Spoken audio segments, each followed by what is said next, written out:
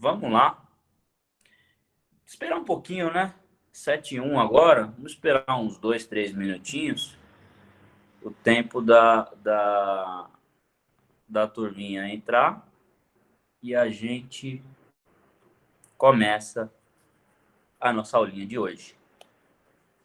Fala, Evanilson. Boa noite. Boa noite, Evanilson.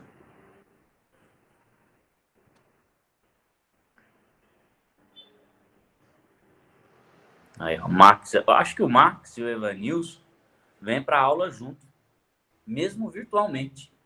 Sempre que um entra, o outro entra logo atrás.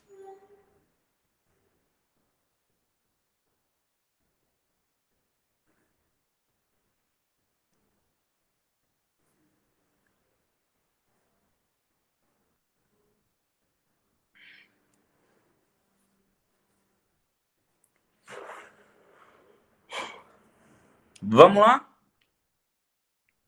Ó, a Ana, não tá bem. O que você tem, Ana?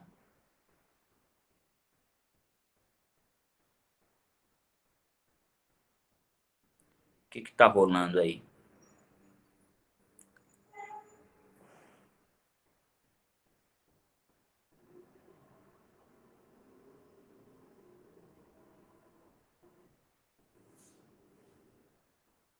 Nossa. Marimbondo é aquele mosquitinho que parece um helicóptero? Na verdade, pelo tamanho, parece um cachorro, né, voando.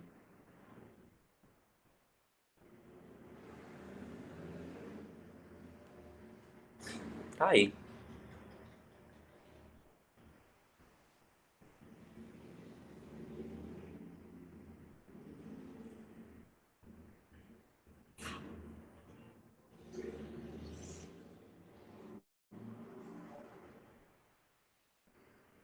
Primeira picada. Nunca tinha tomado uma. Eu acho que eu ainda não tomei, não, também. Só de abelha. Quando era criança, tava assistindo um documentário e eu nunca me esqueço disso. O documentário falava assim, se uma abelha for picar você, corre e pula na água, porque a abelha não vai entrar na água para te picar. Mas onde que eu vou achar água para pular, né? Aqui em São Paulo. Não tem. Então fica difícil.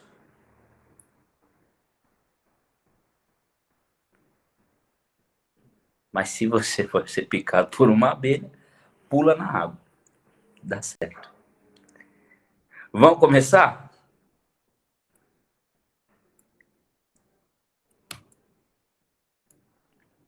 O pessoal que entrou agora vai falar, nossa, o professor tá bêbado. Não, galera, eu não tô. O professor tá sob efeito de remédios. Hoje me deu uma crise de enxaqueca. Eu achei que eu até que ia ter que desmarcar com vocês. Mas aí eu tomei um remedinho, me deu uma baixada assim, por isso que eu tô com essa carinha. Mas vambora. Vambora. Padrão, como a gente começa as nossas aulas, revendo o conteúdo da aula anterior. A nossa aula anterior, a aula de número 6, nós vimos formas de gerir e mediar conflitos. Foi uma aula bem bacana, uma aula bastante participativa. A gente viu conceitos práticos. Falamos lá da mediação, né? E vimos o conceito de mediador. E mediador é o cargo destinado a uma pessoa que atua como intermediária entre duas partes distintas que possuem oposições sobre o mesmo assunto. Então, você tem uma parte querendo A, uma outra parte querendo B e um terceiro distinto para poder fazer com que as partes cheguem a um consenso. Nem A e nem B, mas um consenso. Essa é a função do mediador. Uma outra coisa aqui, embora nós estejamos na nossa disciplina de técnicas de negociação e vendo a mediação como uma maneira de gerir conflitos, na nossa aula passada, de terça-feira agora, aula de legislação empresarial, nós vimos que no processo civil também tem um processo de mediador, né? Nós vimos lá como se chamava, vocês se lembram? Quando um conflito é resolvido com a participação de um terceiro.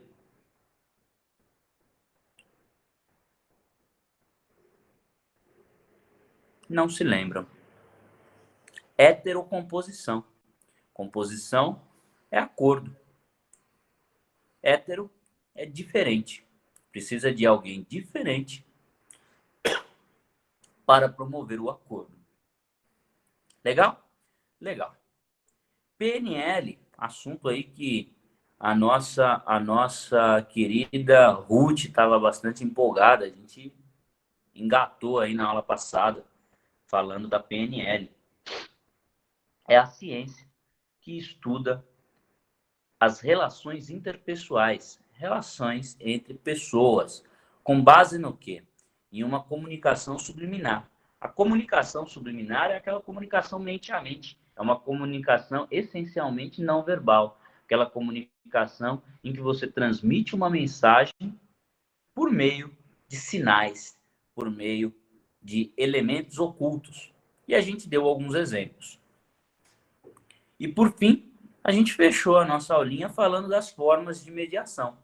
Falamos de duas formas. Aquela velha e conhecida técnica do rapport, né? Baseada em confiança. E falamos de acuidade sensorial ocular, por meio dos sentidos. A acuidade sensorial é a maneira de você transmitir uma mensagem por meio dos sentidos. Bacana? Essa acuidade sensorial é interessante, porque às vezes ela não funciona. Às vezes você tenta transmitir uma mensagem por acuidade sensorial e não consegue.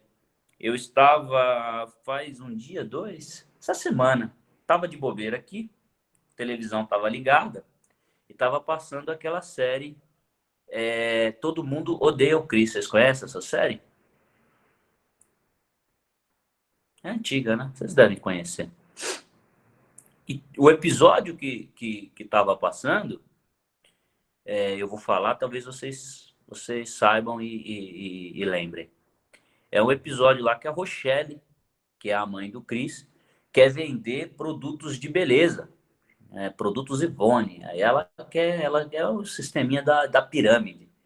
E ela chama um monte de mulheres lá do bairro, faz um monte de docinho, faz ali um frango assado, faz um monte de coisa, e ela acha o quê? Que as pessoas viriam, comeriam, e depois que as pessoas, aquelas mulheres comessem, ela ia conseguir vender o produto. Então ela usou ali uma técnica de acuidade sensorial ocular. Ela tentou, por meio do paladar, cativar aquelas mulheres. Só que o que aconteceu? As mulheres comeram o lanche e quando terminaram de comer o lanche, elas foram embora e não ficaram para a apresentação dos produtos. Então a técnica não foi bem utilizada. A técnica não funcionou. Ali o objetivo, evidentemente, era que a gente desse risada, mas boa noite, professor Marinho. Mas é uma demonstração de que a acuidade sensorial naquela circunstância não foi válida. Eu vou dar um outro exemplo, esse bastante presente. Na verdade, não é bastante presente, isso já está meio batido, mas eu já passei por uma situação dessa. Você vai fazer, por exemplo, um evento. Imagine, a Fundação FAT vai fazer um evento para os alunos e chama os alunos para uma palestra no auditório. E todos os alunos estão lá no auditório, na palestra. E depois da palestra, vai ter um coffee break, vai ter ali um jantar, vai ter uma refeição, vai ter ali um encontro ali de social com alimentação. Aí, enquanto o professor Daniel está lá palestrando para vocês, tem uma cozinheira, maravilhosa cozinheira na cozinha, fazendo a tal da refeição. Só que o cheiro da comida invade o salão onde vocês estão tendo a palestra. E aí, a partir daquele momento, o palestrante, no caso eu, começo a competir com o cheiro da comida da cozinheira. Essa é uma competição um tanto desleal.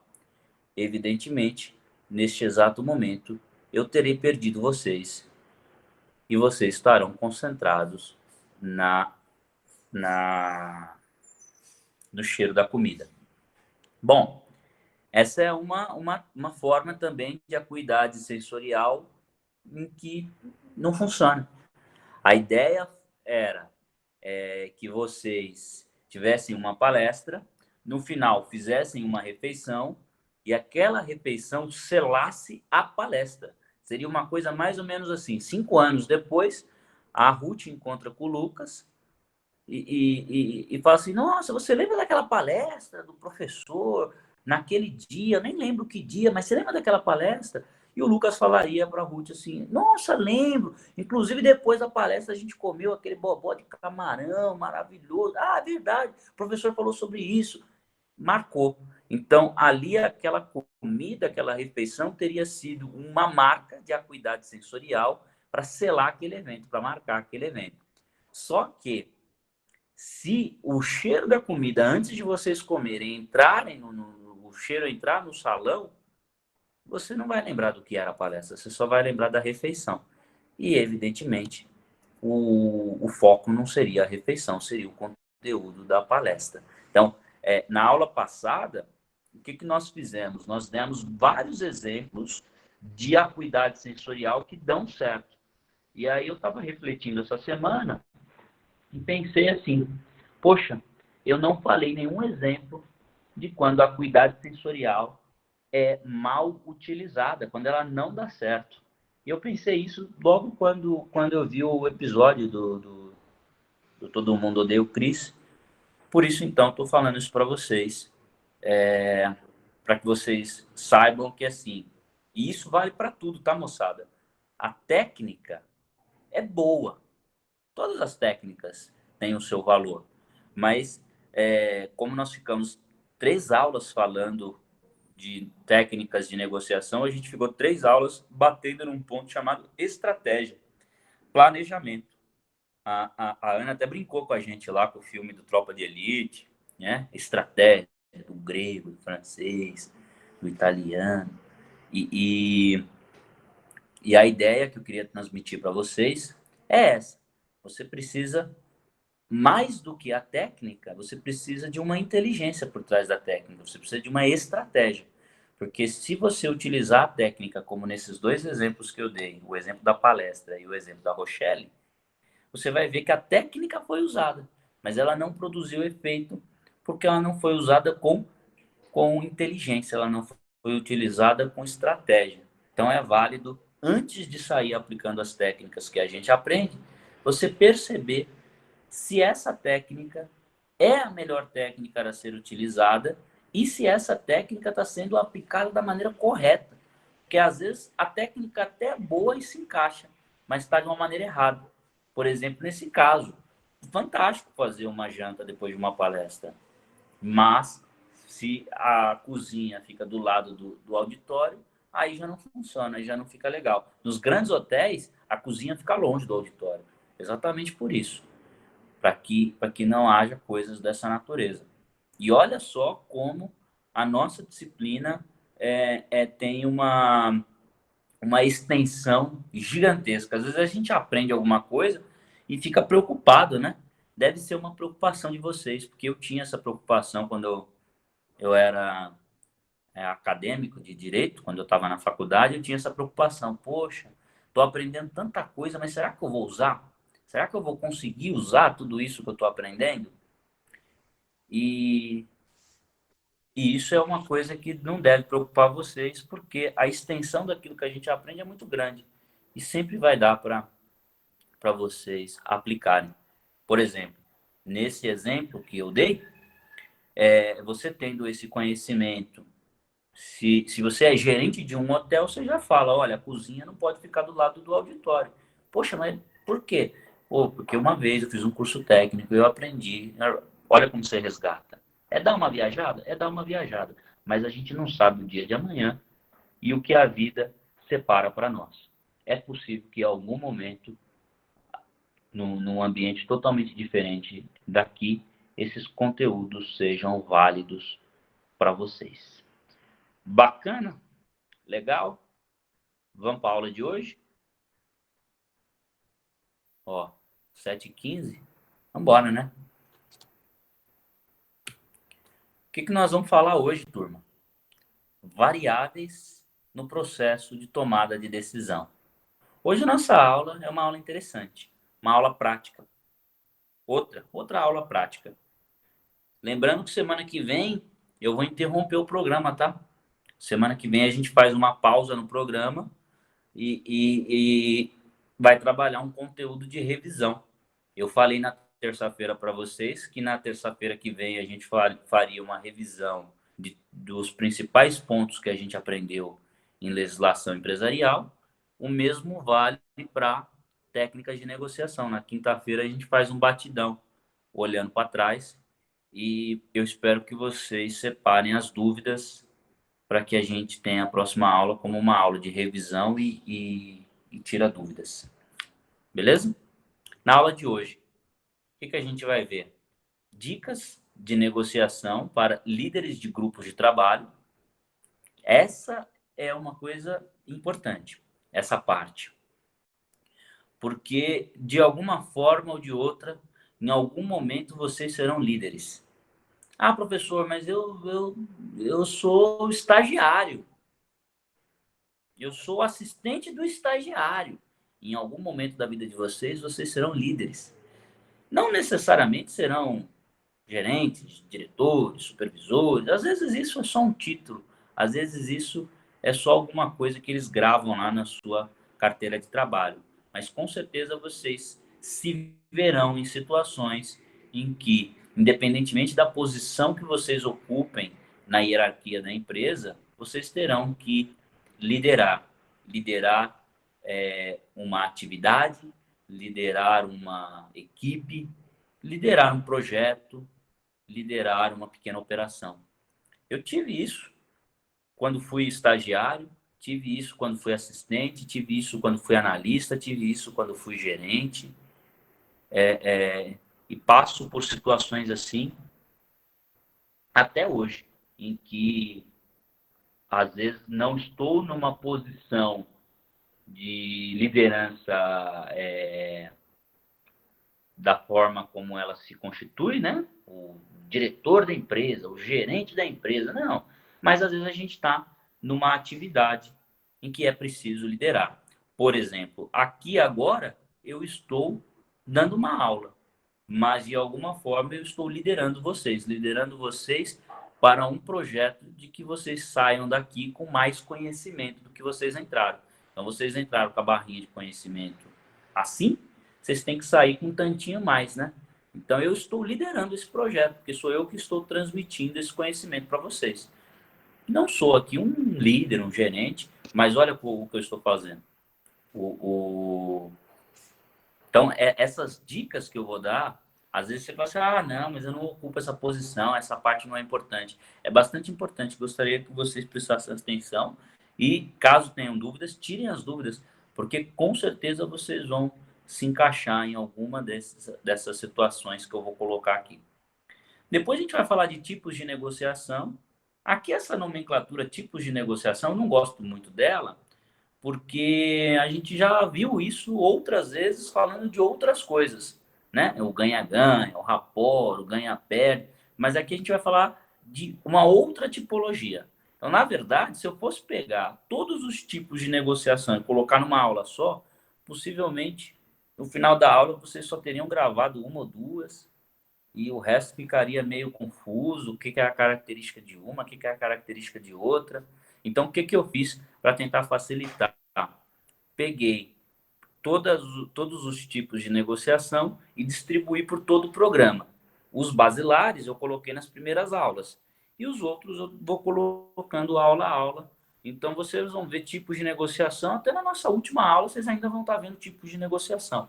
porque existem muitos. Então, não se confundam com essa nomenclatura, dizendo assim, poxa, professor, você já deu isso a gente já viu. Não, isso é uma continuação. Eu até pensei em colocar 2.0, 3.0, 4.0, mas isso aí é confundir. Vamos fazendo assim, porque no final, se você juntar todo o material, você tem uma apostilinha. Por fim, a gente fecha a nossa aulinha de hoje falando das etapas para a tomada de decisão. Isso é interessante, né? A gente precisa decidir. Tem hora que precisa tomar decisão. Uma das decisões mais importantes que vocês tomaram foi a decisão de se matricular no curso. Tomou a decisão.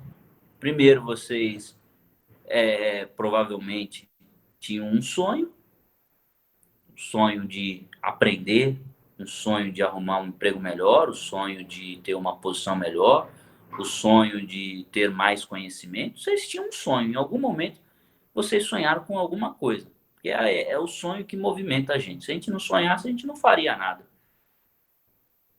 E em algum momento, a FAT ofereceu para vocês este curso.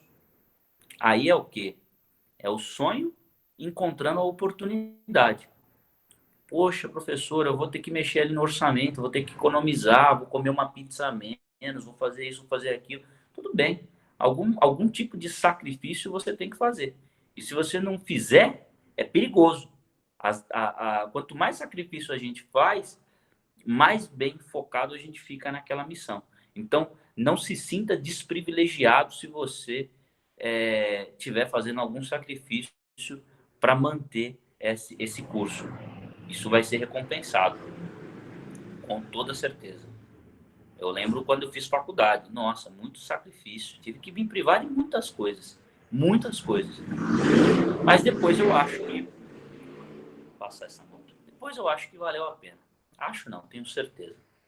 Só que entre o sonho e a oportunidade, existe uma coisa que nós chamamos de decisão. Porque o sonho, todo mundo tem algum tipo de sonho. A oportunidade, às vezes, para algumas pessoas demora mais, mas a oportunidade é como ela é um carrinho que gira. Então ela vai passar um tempo, ela vai passar de novo. Sempre a gente tem oportunidades. Eu tenho certeza que vocês já perderam oportunidades e tenho certeza que vocês já abraçaram oportunidades. Como todo mundo na vida, eu já perdi oportunidades, já aproveitei outras. O problema é que a gente não sabe quando ela vai passar, né? A gente torce para que venha uma atrás da outra. Às vezes não é assim. Só que o que faz a diferença entre o sonho e a oportunidade é a decisão. A oportunidade está vindo, o sonho você já tem. Precisa tomar a decisão. E hoje a gente vai falar disso, dessas etapas para a tomada de uma decisão. É em negociação, mas é aquilo, né? Você aplica para a vida. Vamos embora? Vamos lá. Primeiro, desculpem. Dicas de negociação para os líderes de grupos de trabalho. Que dicas são essas? Antes de negociar com cada integrante do grupo, se deve negociar com o grupo inteiro. Identificar os membros que compraram a ideia e fazer deles vendedores dessas mesmas ideias para o restante do grupo. Olha que coisa interessante. Eu não sei quantos de vocês aqui fazem parte de algum tipo de equipe. Ah, professor, eu trabalho num lugar lá, tem uma equipe de 5, tem uma equipe de 10, tem uma equipe de 2, tem uma equipe de 50. Mas de alguma forma vocês fazem parte de alguma equipe. Dentro da casa de vocês. Ah, quem manda lá? É mamãe que manda. Tudo bem, quem é a equipe? Você e teus irmãos. Ah, não, quem manda é o pai. Ah, assim, de alguma forma a gente faz parte de equipes. Porque a gente não trabalha sozinho. A gente trabalha com os outros. E é interessante, antes de você negociar com cada integrante, que você faça uma negociação com o grupo inteiro. Por quê? O bom líder é aquele que consegue angariar apoiadores. Às vezes, a gente fica com uma certa insegurança, fala assim, poxa, eu vou ligar para a Ruth, vou conversar com a Ruth para saber se ela quer me ajudar aqui nas aulas, para saber a opinião dela. Depois eu vou ligar para o Lucas, depois eu vou ligar para a Ana Luísa, depois eu vou ligar para o professor Marino, vou ligar para a Cláudia, vou ligar para o Max. Aí eu vou falando com um, vou falando com o outro. Por quê? Porque às vezes a gente tem uma certa insegurança de trazer a coisa e colocar a público. Mas deixa eu te contar uma coisa. Se ao invés de eu fazer esse trabalho de formiguinha, falando um a um, correndo o risco de falar alguma coisa para uma pessoa, essa pessoa interpretar de maneira equivocada, aquilo virar um telefone sem fio, ter ruído na comunicação, ter fofoca na empresa, ter algum tipo de conflito que eu não consiga gerenciar, o que eu faço? Eu chamo todos vocês aqui, coloco todos vocês numa sala e transmito o recado. Aí eu percebo que a Ana Luísa comprou a ideia. Eu disse para ela assim, Ana, eu disse, aliás, turma, nós vamos fazer uma atividade, nós vamos fazer uma dinâmica, nós vamos fazer isso, isso, isso, isso. Aí a Ana, os olhos dela já começaram a brilhar na hora. Falou, nossa, professor, tudo a ver, dinâmica e eu, para sempre, coraçãozinho, vamos embora. E eu, por outro lado, a Márcia já ficou meio assim, poxa, dinâmica, não gosto, não sei o quê. No dia seguinte, o professor vai embora. Aliás, o professor vai embora no mesmo dia, né? Então, terminou a aula, eu vou embora. Vocês continuam para a aula de amanhã, vocês continuam para a aula depois de amanhã, vocês continuam para outra. Então, o encontro que vocês têm comigo é um encontro pontual, mas o convívio que vocês têm entre vocês é um convívio diário. Aí a Márcia chega lá para a Ana e fala assim, poxa, não gostei daquela ideia do professor Daniel, negócio de dinâmica. A Ana fala, não, Márcia, muito pelo contrário. Olha, a gente vai aprender, a gente vai evoluir, a gente vai fazer isso, a gente vai fazer aquilo. Aí a Márcia fala assim, poxa, eu não tinha pensado por esse ponto. Até que, até que é uma boa. Perceba que o que a Ana fez de uma maneira natural e sem que eu pedisse, facilitou a minha vida, porque eu teria que ter um esforço para convencer a Márcia. Mas a Ana já convenceu a Márcia por mim. Entendeu? Pegou o espírito da coisa? Quantas vezes na vida de vocês se viram numa situação em que um recado foi passado para todo mundo, mas você só entendeu, você só entrou no clima quando você conversou com alguém que não era o responsável pelo recado? Já passaram por uma situação dessa? Em que às vezes você tem uma primeira impressão meio ruim da coisa, e aí quando o negócio engrena, você fala, opa, não, legal, e às vezes a vida é assim, gente. Qual que é a diferença entre isso acontecer de uma maneira natural, e aí lembrem o que o professor fala, tudo aquilo que parece natural, tudo aquilo que parece coincidência, muitas vezes tem técnica por trás, e é possível de se fazer isso de uma maneira estratégica. Neste exemplo que eu dei para vocês, eu não tive sorte da Ana ter passado esse recado para a Márcia. Não foi uma coisa do acaso, não foi uma coisa extraordinária. Olha lá, eu vou ler de novo para vocês. Antes de negociar com cada integrante do grupo, negocie com o grupo inteiro. Identifique os membros que compraram a ideia. Então, assim, no momento em que eu estou passando o recado, eu vi que a Márcia está meio... não está nem aí para mim. Mas eu vi que a Ana Luísa tá super afim. Opa, se eu percebi isso, o que aconteceu comigo? Deixa eu pegar a caneta aqui. Caneta. O que aconteceu comigo? Eu identifiquei. Então, no momento que eu identifiquei que a Ana Luísa comprou a ideia, eu vou fazer dela o quê? Uma vendedora, sem que ela saiba. Eu vou começar a falar sobre o projeto mais perto dela. Eu vou olhar mais para ela. Eu vou fazer contato visual. Eu vou pôr ela no clima. Porque eu já identifiquei que ela comprou a ideia.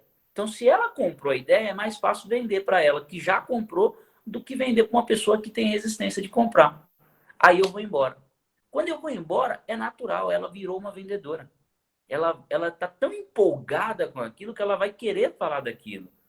E quando ela falar daquilo, e a Márcia se convencer de que aquilo é legal, de que aquilo é bacana, eu terei utilizado a técnica e ninguém nem percebeu. Por quê? Porque eu coloquei uma vendedora no processo. Então, isso é um tipo de coisa que a gente consegue fazer toda vez que a gente tiver que transmitir um recado, que a gente tiver que entrar numa negociação. Isso é interessante. Ó, um outro exemplo eu vou dar para vocês. Eu participei de uma negociação entre tinham duas empresas envolvidas, eu representava uma dessas empresas e estava indo negociar com o time da outra empresa. Bom, lá do lado deles, eles tinham mais ou menos umas 9 pessoas responsáveis pela negociação. Então, era uma negociação bastante pesada. Aí eu fui fazer a primeira reunião. A primeira reunião é aquela que você vende a ideia, aquela que você fala sobre o que você vai fazer. E eu fiz isso.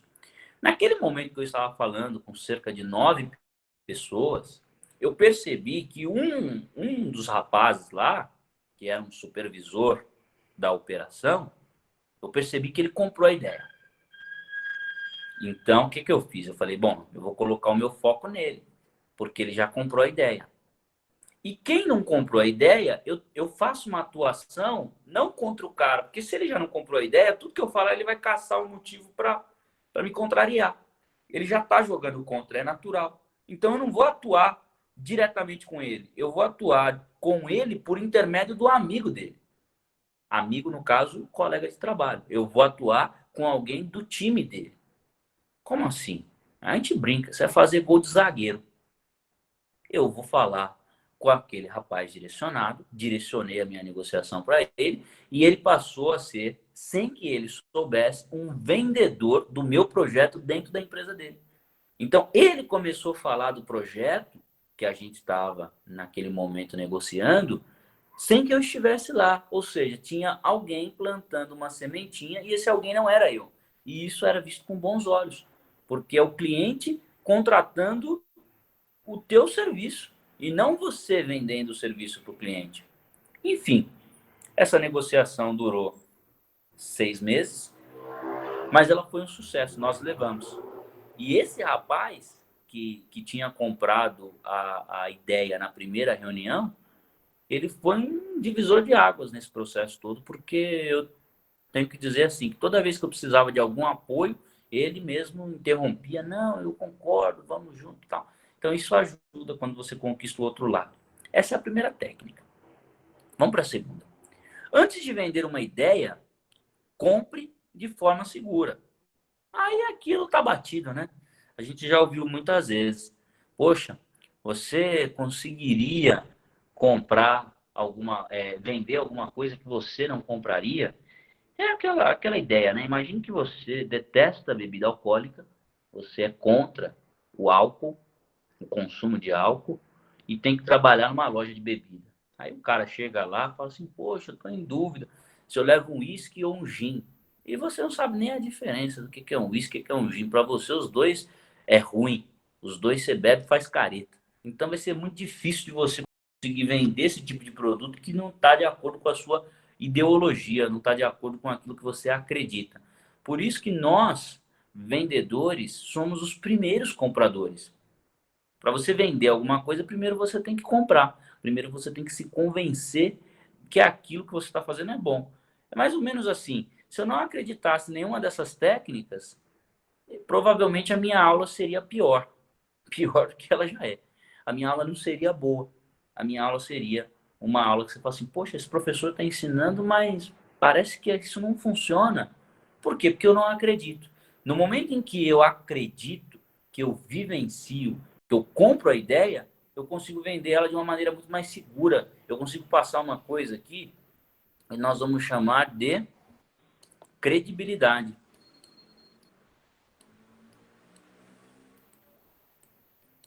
Credibilidade.